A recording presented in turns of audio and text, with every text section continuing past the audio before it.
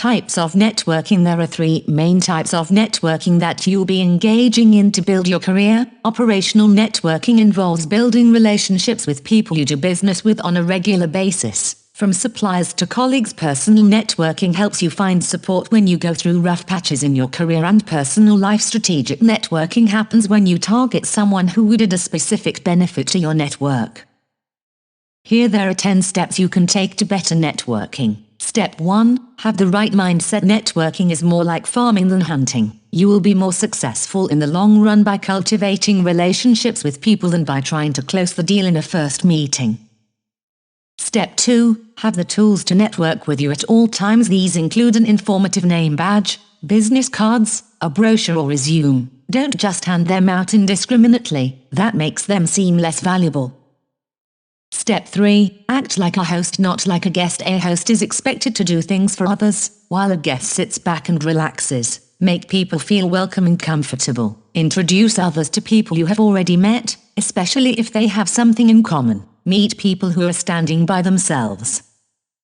Step 4. Listen and ask questions. Remember that a good networker has two ears and one mouth and uses them proportionately. Find out about the other's business as well as their outside interests.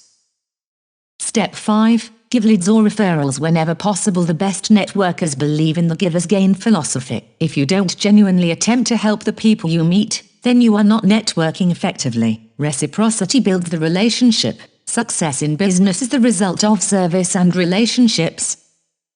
Step 6. Small courtesies count a lot in today's world. A thank you note or follow-up call after someone has given you a referral shows that you value the relationship and appreciate their efforts. They are more likely to remember you and be interested in helping you again.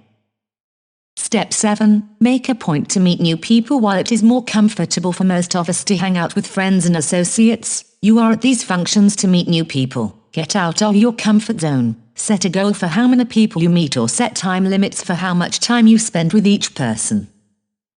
Step 8. Write notes on the backs of business cards you collect. Record anything you think may be useful in remembering people or the conversations you had, especially anything you promised to do. If it is awkward to do this at the meeting, stop on your way home or in your car and write down as much as you can remember.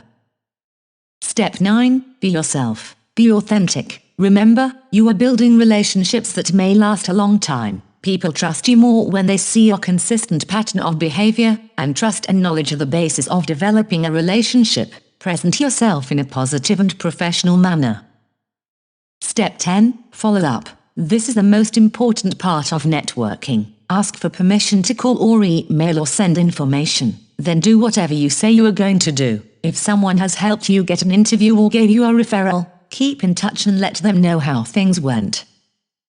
Describe your network. How do you describe your current network? Based on the above 10 steps, do you think you did all the necessary efforts? Can you do better and improve your network?